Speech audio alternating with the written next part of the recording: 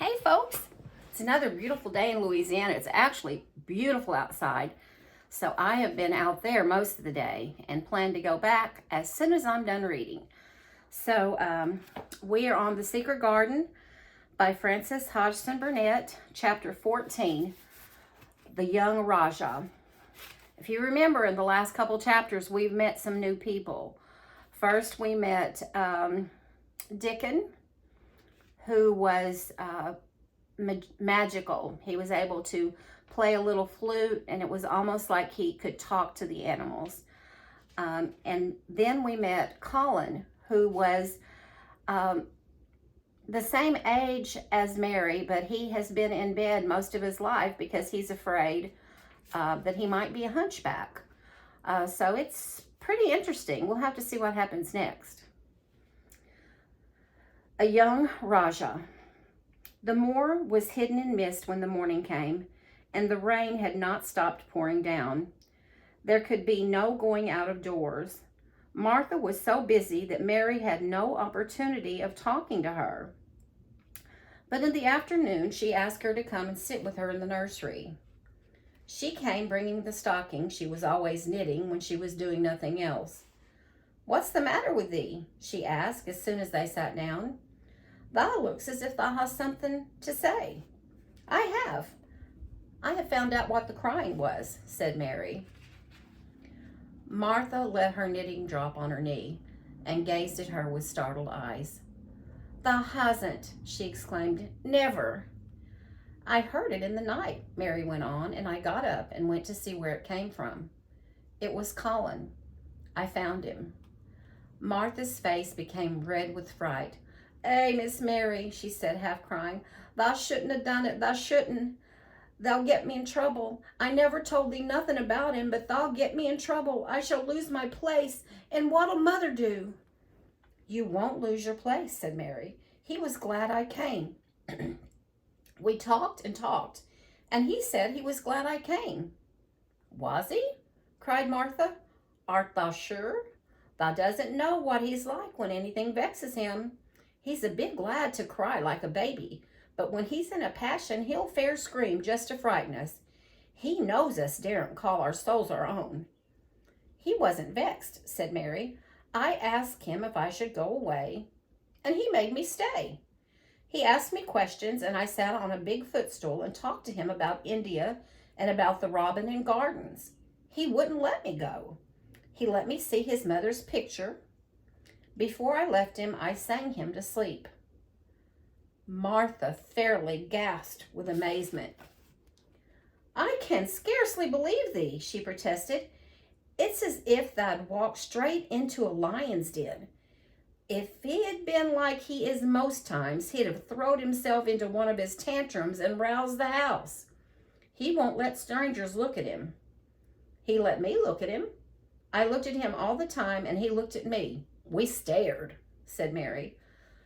"Oh, I don't know what to do," cried agitated Martha. "If Mrs. Medlock finds out, she'll think I broke orders and told thee, and I shall be packed back to my mother." "He's not going to tell Mrs. Medlock anything about it yet. It's to be a sort of secret just at first," said Mary firmly. "And he says everybody is obliged to do as he pleases." "Aye, that's true enough, the bad lad," sighed Martha, wiping her forehead with her apron.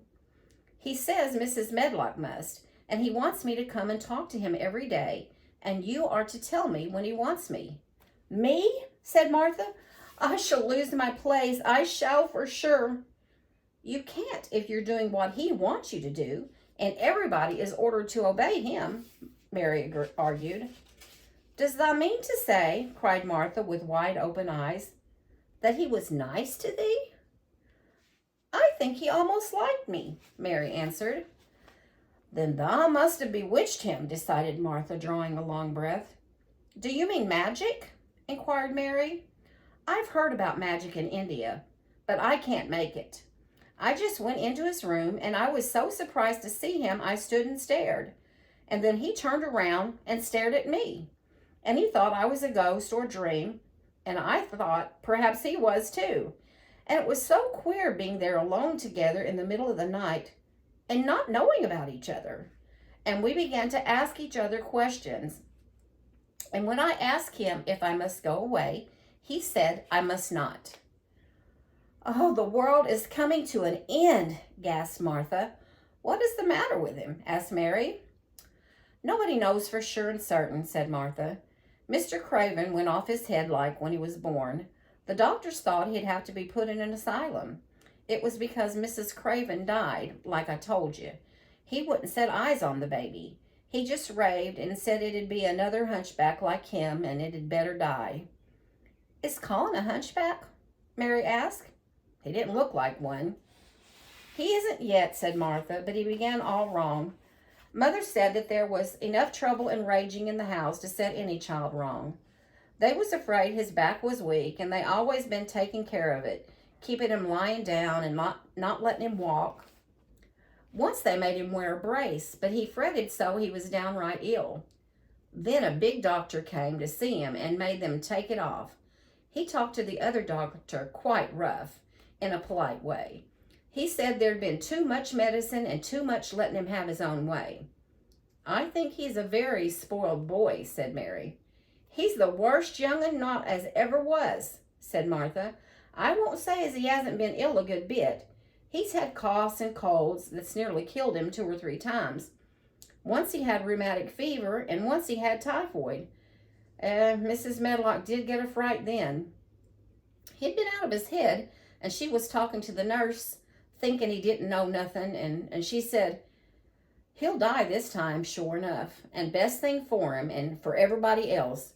And she looked at him, and there he was with his big eyes open, staring at her as sensible as she was herself. She didn't know what had happened, but he just stared at her and says, You give me some water and stop talking. Do you think he will die? Asked Mary. Mother says there's no reason any child should live that gets no fresh air and doesn't do nothing but lie on his back and read picture books and take medicine. He's weak and hates the trouble of being taken out of doors, and he gets cold so easy he says it makes him ill. Mary sat and looked at the fire. I wonder, she said slowly, if it would not do him good to go out into a garden and watch things growing. It did me good. One of the worst fits he ever had, said Martha, was one time they took him out where the roses is by the fountain. He had been reading in a paper about people getting something he called rose cold, and he began to sneeze and said he had got it, and then a new gardener as didn't know the rules passed by and looked at him curious. He threw himself into a passion, and he said he'd looked at him because he was going to be a hunchback. He cried himself into a fever and was ill all night long. If he ever gets angry at me, I'll never go and see him again, said Mary. He'll have thee if he wants thee, said Martha. Thou may as well know that at the start. Very soon afterward, a bell rang, and she rolled up her knitting. Oh, I dare say the nurse wants me to stay with him a bit, she said.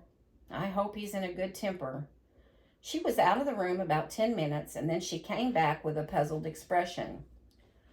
Well, thou hast bewitched him, she said. He's up on his sofa with his picture books. He's told the nurse to stay away until 6 o'clock. I'm to wait in the next room. The minute she was gone, he called me to him and says, I want Mary Lennox to come and talk to me. And remember, you're not to tell anyone. You'd better go as quick as you can. Mary was quite willing to go quickly. She did not want to see Colin as much as she wanted to see Dickon, but she wanted to see him very much. There was a bright fire on the hearth when she entered his room, and in the daylight she saw it was a very beautiful room indeed. There were rich colors in the rugs and hangings and pictures and books on the walls, which made it look glowing and comfortable even in spite of the gray sky and falling rain. Colin looked rather like a picture himself. He was wrapped in a velvet dressing gown and sat against a big brocaded cushion. He had a red spot on each cheek. Come in, he said. I've been thinking about you all morning. I've been thinking about you too, answered Mary. You don't know how frightened Martha is. She says Mrs. Medlock will think she told me about you, and then she will be sent away. He frowned. Go and tell her to come here, he said. She is in the next room. Mary went and brought her back. Poor Martha was shaking in her shoes. Colin was still frowning. "Have you to do what I please, or have you not?" he demanded. "I have to do what you please, sir," Martha faltered, turning quite red. "Has Medlock to do what I please?" "Everybody has, sir," said Martha. "Well then, if I order you to bring Miss Mary to me, how can Medlock send you away if she finds it out?" "Please don't let her, sir," pleaded Martha. "I'll send her away if she dares to say a word about such a thing," said Master Craven grandly. "She wouldn't like that, I can tell you." "Thank you, sir," bobbing a curtsy. "I want to do my duty, sir." "What I want is your duty," said Colin more grandly still. "I'll take care of you. Now, go away." When the door closed behind Martha, Colin found Mistress Mary gazing at him as if he had set her wondering. "Why do you look at me like that?" he asked. "What are you thinking about?" "I am thinking about two things." "What are they? Sit down and tell me." "This is the first one," said Mary, seating herself on the big stool. "Once in India I saw a boy who was a Rajah. He had rubies and emeralds and diamonds stuck all over him. He spoke to his people just as you spoke to Martha.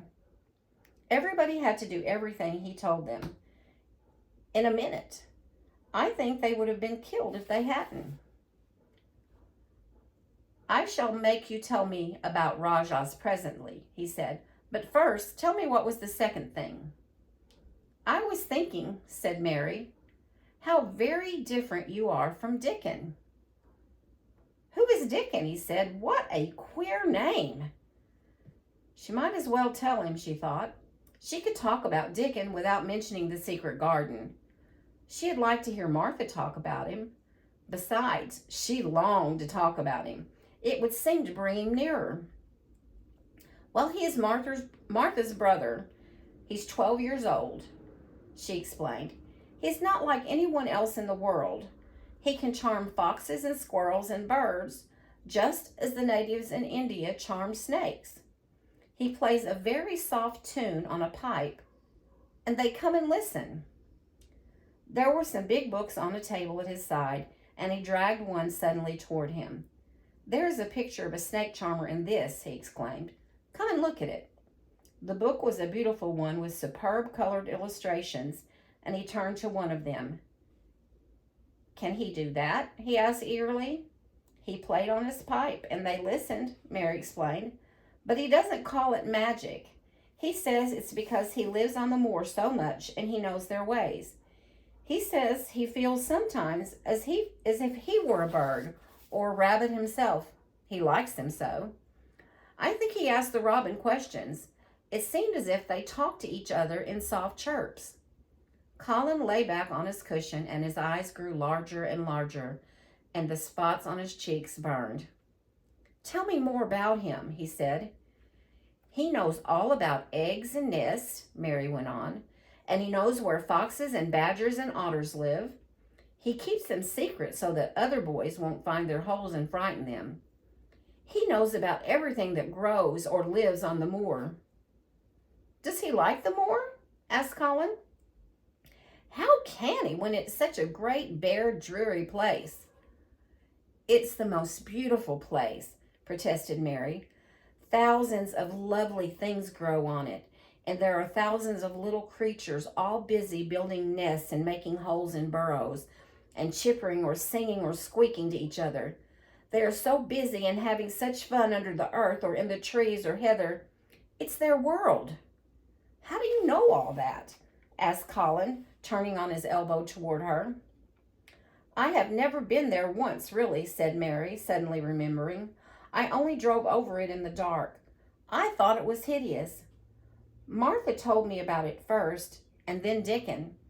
When Dickon talks about it, you feel as if you saw things and heard them, and as if you were standing in the heather with the sun shining and the gorse smelling like honey and all full of bees and butterflies." "You never see anything if you're ill," said Colin restlessly. He looked like a person listening to a new sound in the distance and wondering what it was. You sure can't if you stay in your room, said Mary. I couldn't go on the moor, he said in a resentful tone. Mary was silent for a minute, and then she said something bold. You might sometime. He moved as if he were startled. Go on the moor? How could I? I'm going to die. How do you know? Said Mary unsympathetically. She didn't like the way he had of talking about dying. She did not feel very sympathetic. She felt rather as if he almost boasted about it. Oh, I've heard it ever since I remember, he answered crossly. They're always whispering about it and thinking I don't notice. They wish I would, too. Mistress Mary felt quite contrary. She pinched her lips together. If they wished I would, she said, I wouldn't. Who wishes you would? The servants, and of course Dr. Craven, because he would get Misselthwaite and be rich instead of poor. He daren't say so, but he always looks cheerful when I'm worse. When I had typhoid fever, his face got quite fat. I think my father wishes it too. I don't believe he does, said Mary, quite obstinately. That made Colin turn and look at her again. Don't you? He asked. And then he lay back on his cushion and was still, as if he was thinking, and there was quite a long silence. Perhaps they were both of them thinking strange things children do not usually think of. I like the Grand Doctor from London because he made them take the iron thing off, said Mary at last. Did he say you were going to die? No. What did he say? He didn't whisper, Colin answered. Perhaps he knew I hated whispering. I heard him say one thing quite aloud. He said, the lad might live if he would make up his mind to it. Put him in a humor. It sounded as if he was in a temper. I'll tell you who would put you in a humor, perhaps, said Mary, reflecting. She felt as if she would like this thing to be settled one way or the other. I believe Dickon would. He's always talking about live things. He never talks about dead things or things that are ill. He's always looking up in the sky to watch birds flying or looking down at the earth to see something growing. He has such round blue eyes, and they are so wide open with looking about, and laughs such a big laugh with his wide mouth, and his cheeks are as red as cherries.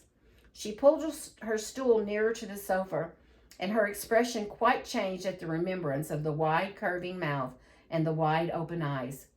See here, she said, don't let us talk about dying. I don't like it. Let us talk about living. Let us talk and talk about Dickon, and then we will look at your pictures. It was the best thing she could have said. To talk about Dickon meant to talk about the moor and about the cottage and the 14 people who lived in it on 16 shillings a week, and the children who got fat on the moor grass like the wild ponies, and about Dickon's mother and the skipping rope and the moor with the sun on it, and about pale green points sticking up out of black sod. And it was all so alive that Mary talked more than she had ever talked before. And Colin both talked and listened, as he had never done either before, and they both began to laugh over nothings as children will when they are happy together. And they laughed so that in the end they were making as much noise as if they had been two ordinary, healthy, natural 10-year-old creatures, instead of a hard little unloving girl and a sickly boy who believed that he was going to die. They enjoyed themselves so much that they forgot the pictures and they forgot about the time. They had been laughing quite loudly over Ben Weatherstaff and his robin, and Colin was actually sitting up as if he had forgotten about his weak back, when he suddenly remembered something. Do you know there is one thing we have never once thought of, he said. We are cousins. It seemed so queer that they had talked so much and never remembered this simple thing that they laughed more than ever, because they had got into the humor to laugh at anything.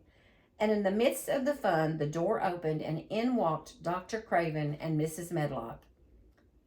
Dr. Craven startled in actual alarm, and Mrs. Medlock almost fell back because he had accidentally bumped against her.